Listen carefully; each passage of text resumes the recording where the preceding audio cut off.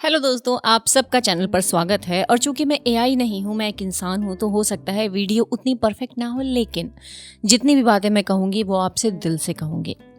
As women हमको मालूम है कि आपको हमेशा से यही बताया गया होगा कि आपको हमेशा दूसरों के बारे में सोचना है, दूसरों की खुशी का ध्यान देना है। मेरे साथ भी कुछ ऐसा ही सिखाया गया था। हमसे कहा कि खुद कम खा लेना, लेकिन अपने घर में जाके दूसरों की प्लेट पहले भरना। लेकिन मैंने देखा है कि जो स्वार्थी बहू होती हैं, जो अपने आप को प्रायोरिटी पे रखती हैं, वो ज़्यादा खुश होती हैं। ऑल्दो ये जो दूसरों को पहले रखना है, ये बहुत ही नोबल एडवाइस थी, बट लेटर आई रियलाइज्ड कि सेल्फिशनेस इतना भी बुरा टर्म नहीं है। I mean we are just giving priority to our self. तो इस वीडियो में बताई गई जो 7 सीखें हैं, उनको अपनाने के लिए आपके पास 2 इंग्रेडिएंट होने चाहिए। सबसे पहले तो इन 7 पॉइंट्स को अप्लाई करने के लिए आपके पास विल पावर होनी चाहिए, थोड़ी बहुत भी विल पावर, लेकिन विल पावर होनी चाहिए। और थोड़ा सा डिस्कम्फर्ट में कंफर्टेबल होने का करेज, क्योंकि आपका दिल साफ है और अगर आप एंग्शियसली अटैच्ड हो तो आपके साथ बहुत मुश्किल होने वाली है। और ऐसे लोगों के लिए स्वार्थी बनना आसान नहीं होता है।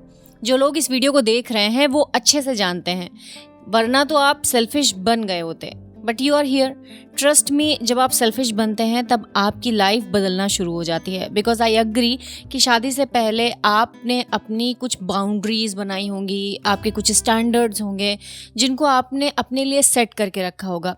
बट ये जो न्यू सेट ऑफ लाइफ है, ये सब कई बार ऐसा होता है कि बिखरा बिखरा सा नज़र आता है, क्योंकि एज वुमेन हमें बचपन से सिखाया जाता है कि इस दुनिया में हमेशा सैक्रिफाइस करना है, हमेशा अपना त्याग करते रहना है, और हमें लगता है कि बदले में हमको वही मिलेगा जिसकी हम उम्मीद कर रहे हैं। लेकिन हम आपको साफ साफ बता दें, ऐसा नहीं होता है।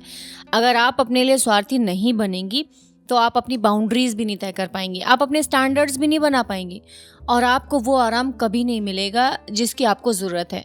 और इतना सब कुछ करने के बाद भी आपको पता भी नहीं चलता कि आप उस सिचुएशन में कैसे आ गई जहाँ पर आपने आने का कभी सोचा भी नहीं था। और सबसे बुरा पता है क्या होता है, कब लगता है सबसे बुरा? जब पलट के ये कह दिया जाए कि I did not ask you to do this, who asked you to sacrifice yourself. So with these 7 points, we are not going to be selfless anymore. We will prioritize ourselves. पहला point है that selfish women have clarity of what they want and they exactly ask for this. अगर सामने वाले को ये पता ही नहीं होगा कि आपको किस बात से हैप्पीनेस मिलती है, तो आपकी खुशी का ख्याल वो कैसे रख पाएगा? अक्सर हमारे घरों में हम सब बचपन से यही सीखते हैं कि सबका ध्यान पहले रखो, अपनी बारी आखिर में आती है। आपके हस्बैंड को कौन सा खाना पसंद है, आपके बच्चों की स्टडीज़ अच्छे से होनी चाहिए, सास ससुर की दवाई, जो भी गेस्ट आ रहे हैं उनकी सेवा अच्छे से हो। धीरे धीरे पूरा दिन दूसरों की ज़रूरतें पूरा करते करते निकल जाता है, लेकिन कभी आपने सोचा है कि इस पूरे दिन में आपने अपनी डिज़ायर्स कितनी बार जताई? अगर आप हर बार यही कहती हैं कि जो सबको ठीक लगे वही ठीक है, मुझे कुछ नहीं चाहिए, तो धीरे धीरे जो फैमिली है उसको भी यही लगने लगता है कि आपको सच में कुछ नहीं चाहिए। और ये उनकी गलती नहीं होती है, क्योंकि हमने अपनी डिज़ायर उतनी स्ट्रांगली कभी रखी नहीं। धीरे धीरे हमारी जो आइडेंटिटी होती है वो केवल एक जिम्मेदार हाउसवाइफ बन के रह जाती है। लोग आपको प्यार तो करते हैं, रेस्पेक्ट भी करते हैं, लेकिन आपकी जो डिज़ायर्स हैं, आपकी जो इच्छाएं हैं, आपके सपने, आपकी पसंद बहुत पीछे छूट जाती है। ऐसा लगता है कि जो सबको पसंद है वही आपको पसंद है। आप अपने ही लाइफ में मेन कैरेक्टर नहीं रह जाते हैं, बल्कि बैकग्राउंड कैरेक्टर बन के रह जाते हैं। लेकिन सच ये है कि अगर आप केवल किसी की वाइफ, किसी की बहू और किसी की मदर नहीं है, सबसे पहले आप एक इंसान हैं जिसकी अपनी इमोशंस हैं, अपनी लाइक्स डिसलाइक्स हैं, अपने थॉट प्रोसेस है। अब कुछ देर के लिए अगर हम हस्बैंड और अपने फैमिली की बात छोड़ भी दें, तो आप खुद से पूछो कि आपको खुद पता है कि आप अपनी लाइफ से क्या चाहते हो?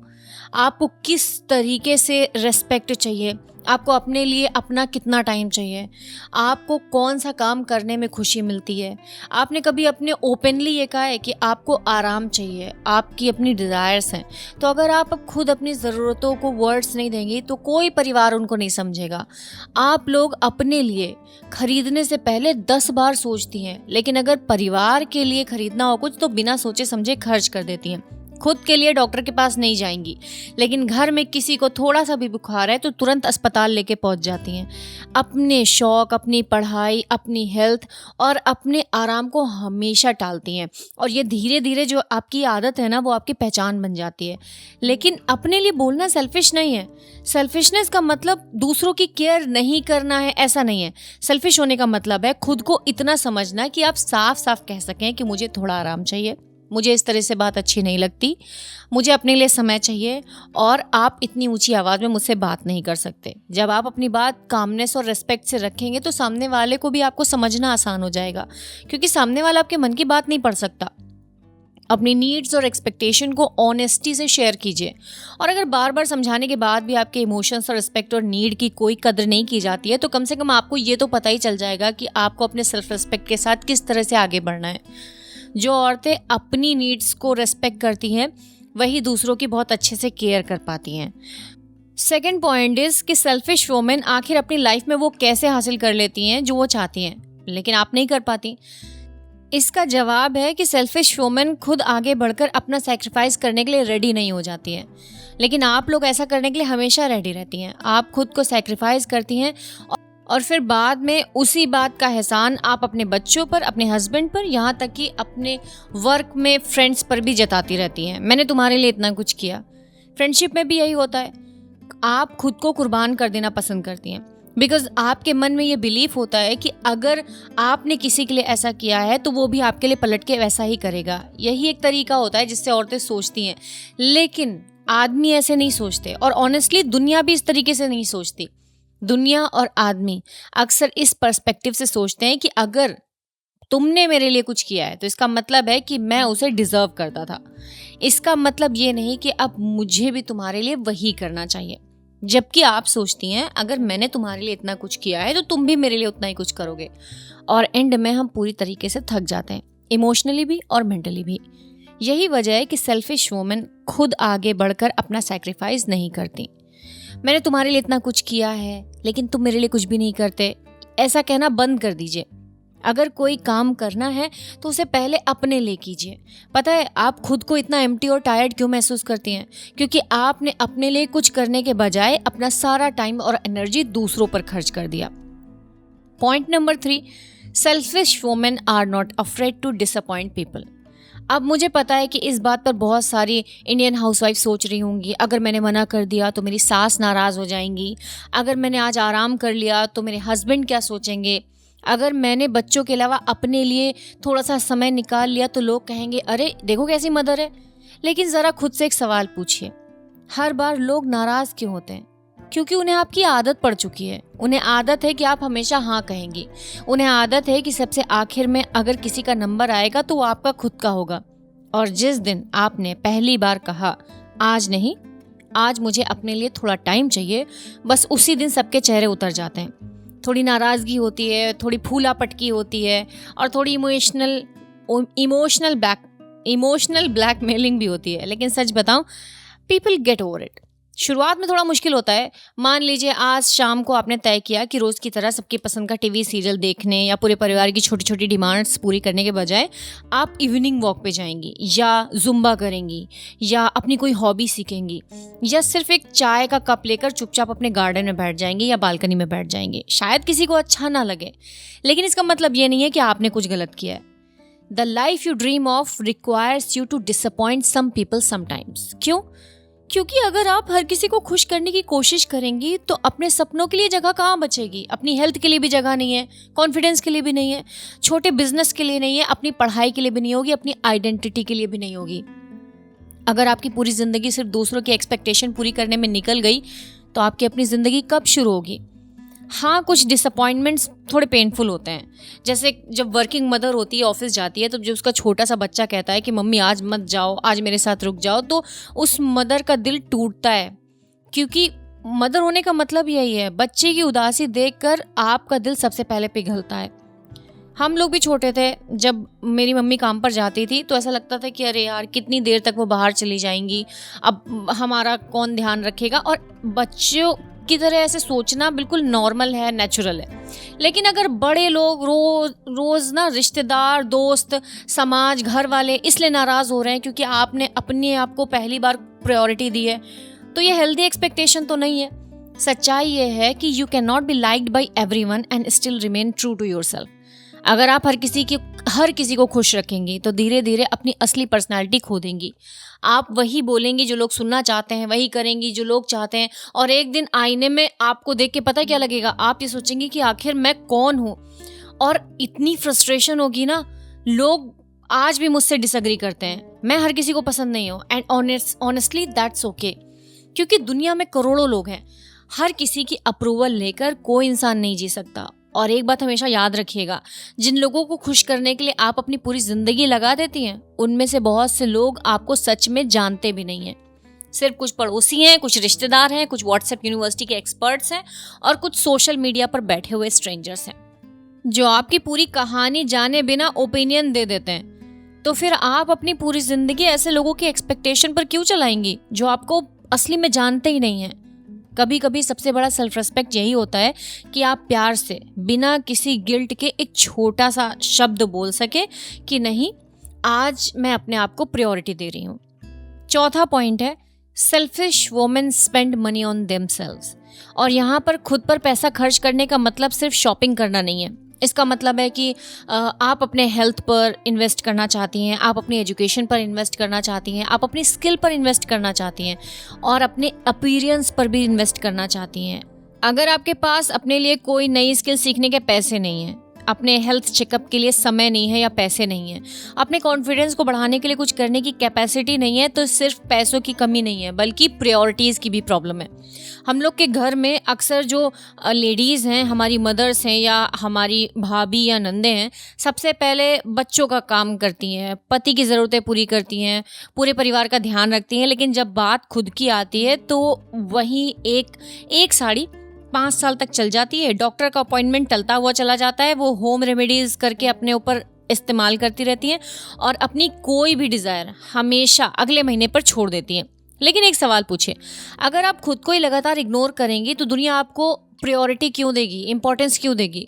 खुद पर इन्वेस्ट करना कभी भी सेल्फिश नहीं होता। अगर ज़रूरत है तो काउंसलिंग लीजिए, कोई नई स्किल सीखिए, अपना छोटा बिजनेस शुरू कर दीजिए। हम लोग जब हॉस्टल में रहते थे तो लेडीज़ बहुत सारी थी जो अचार का बिजनेस करती थी, और वो 1 किलो 2 किलो अचार जो बना के पैकेट भेजती थी। तो ये भी एक इन्वेस्टमेंट का तरीका है। अच्छी किताबें पढ़िए, फिटनेस पर ध्यान दीजिए, हेल्दी खाना खाइए, अपनी स्किन और हेयर का बेसिक केयर कीजिए। ये लग्जरी नहीं है, ये सेल्फ रिस्पेक्ट है। अब एक बात शायद थोड़ी कड़वी लगे, खासकर औरतों को लगती है, लेकिन जिस दुनिया में हम रहते हैं वहाँ पर पहला इंप्रेशन आज भी मैटर करता है। इंसान नेचुरली ब्यूटी को अप्रिशिएट करता है। हम सुंदर फूल देखकर रुक जाते हैं, साफ सुथरा घर अच्छा लगता है, हरी भरी प्रकृति मन को शांति देती है।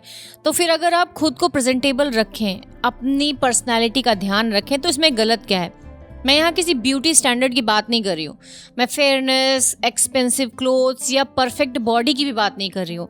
मैं बात कर रही हूँ एक ऐसी वुमन की जो खुद की रिस्पेक्ट करती है, खुद को नेग्लेक्ट नहीं करती है और खुद को दुनिया के सामने कॉन्फिडेंस के साथ प्रेजेंट करती है। अगर आप ओवरवेट हैं तो आप एक्सरसाइज कीजिए और अपने वेट को कम कीजिए। अच्छा दिखने के लिए ब्रांडेड कपड़ों की ज़रूरत नहीं है, अच्छा दिखने के लिए सिर्फ साफ सुथरे कपड़ों की ज़रूरत है। हर इंसान अपनी पर्सनालिटी को बेहतर बना सकता है। थोड़ा अच्छा ड्रेसिंग सेंस, थोड़ी सेल्फ केयर, थोड़ा कॉन्फिडेंस और थोड़ा अपने ऊपर समय। क्योंकि जब आप खुद को आईने में देखकर अच्छा महसूस करेंगी तो उससे आपका सेल्फ कॉन्फिडेंस बढ़ेगा, आपकी एनर्जी बदलती है। अगर आपको लगता है कि मैं भी इम्पोर्टेंट हूँ तो वही सबसे बड़ा रिटर्न है इन्वेस्टमेंट का। और याद रखिए, दुनिया अक्सर उसी इंसान की वैल्यू करती है जो सबसे पहले अपनी वैल्यू करना सीख जाता है। पॉइंट नंबर 5 है, selfish women protect their energy. हाँ बिल्कुल, क्योंकि एक वुमेन की सबसे बड़ी ताकत उसका पैसा, उसका खाना बनाना, उसका घर संभालना नहीं होता है। उसकी सबसे बड़ी ताकत होती है उसकी एनर्जी, वो एनर्जी जिससे वो पूरे परिवार को संभालती है। वही स्माइल जिससे घर का माहौल बदल जाता है, वही पेशेंस जिससे बच्चों को सिक्योरिटी महसूस होती है, और वही लव जिससे रिश्ते जिंदा रहते हैं। इसलिए अपनी एनर्जी को संभालिए। जैसे कोई देश अपनी बहुत कीमती ट्रेजर की सिक्योरिटी करता है ना, सोचो अगर आपका मोबाइल पूरे दिन चार्ज नहीं होता है तो वो किसी काम आएगा? उसी तरह अगर आप हर टाइम अपनी मेंटल और इमोशनल एनर्जी को दूसरों को देती रहेंगी तो एक दिन आपके पास खुद के लिए कुछ भी नहीं बचेगा। और सबसे बड़ी दुख की बात यह है कि हम में से बहुत सारी जो इंडियन हाउसवाइफ्स हैं वो यही करती हैं। हर रिश्तेदार का तुरंत फ़ोन उठा लेंगी, हर पड़ोसी की मदद करने पहुंच जाएंगी, हर किसी की प्रॉब्लम सुनने शुरू कर देती हैं और हर समय हाँ कहती रहती हैं। और धीरे धीरे अपनी ज़िंदगी के लिए खुद के पास टाइम और एनर्जी पूरी तरीके से ख़त्म हो जाती है। हम भी पहले ऐसे ही थे, हर मैसेज का तुरंत रिप्लाई करना है और ऐसा लगता था जैसे मैसेज का रिप्लाई करना कंपलसरी है, हर कॉल उठाना है, हर किसी की हेल्प करनी है, हर समय अवेलेबल रहना है। हमको लगता था कि यही एक अच्छे इंसान होने की निशानी है, लेकिन धीरे धीरे समझ में आया कि हर टाइम अवेलेबल रहना अच्छा इंसान होने की नहीं, खुद को भूल जाने की निशानी है। अगर आप हर मैसेज का जवाब तुरंत नहीं देती हैं, अगर आप हर इन्विटेशन एक्सेप्ट नहीं करती हैं और हर प्रॉब्लम को अपनी प्रॉब्लम नहीं बनाती हैं, तो इसका मतलब ये नहीं है कि आप लोगों से प्यार नहीं करती हैं। इसका मतलब सिर्फ इतना है कि आप अपनी एनर्जी की वैल्यू समझने लगी हैं, क्योंकि आपकी पहली रिस्पॉन्सिबिलिटी उन लोगों के लिए है जिनकी जिम्मेदारी आपने खुद चुनी है। अगर आप एक इंडियन हाउसवाइफ हैं तो सबसे पहले आपके बच्चे हैं, आपकी हेल्थ है, आपका मेंटल बैलेंस और उसके बाद आपकी फैमिली, ये आपकी प्रायोरिटीज़ हैं। बाकी दुनिया थोड़ा वेट कर सकती है, हर किसी का फ़ोन उठाना ज़रूरी नहीं है और हर रिश्ता निभाना भी ज़रूरी नहीं है, हर कॉन्फ्लिक्ट सॉल्व करना आपकी जिम्मेदारी नहीं है, हर किसी को खुश थोड़ी रख सकते हैं, आपकी एनर्जी फ्री नहीं है। जब आप हर बार अपनी नीड्स को इग्नोर करके दूसरों के लिए भागती हैं तो उसकी कीमत आपकी बॉडी चुकाता है। ठीक है, कभी लगातार थकान आ जाती है, कभी स्ट्रेस होता है, इरिटेशन होती है, हेल्थ प्रॉब्लम सामने आने लग जाती हैं जो हमको समझ में नहीं आता कि हमारे साथ ऐसा हो क्यों रहा है, क्योंकि आपने अपनी एनर्जी का जो बैंक है ना उसको खाली कर दिया है। इसलिए अपनी एनर्जी बचाना कोई सेल्फिश पॉइंट नहीं है, यह आपकी रिस्पॉन्सिबिलिटी है। नंबर 6 है, अगर आप अपने लिए थोड़ी सेल्फिश बनती हैं तो आपके स्टैंडर्ड अपने आप ऊंचे हो जाते हैं।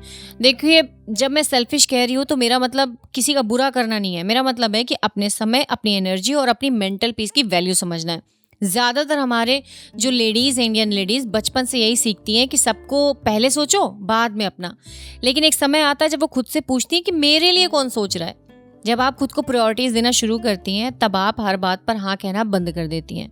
आप हर किसी को खुश करने की कोशिश नहीं करती, क्योंकि आपको समझ में आ जाता है कि हर किसी को खुश करना आपकी जिम्मेदारी नहीं है, लेकिन अपने जीवन के सही फैसले लेना आपकी जिम्मेदारी ज़रूर है।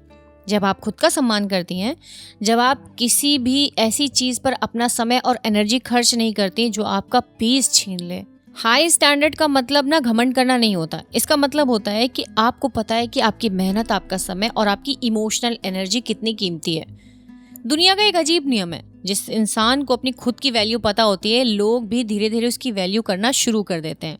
और पॉइंट नंबर 7 है, selfish women understand the beautiful irony of life.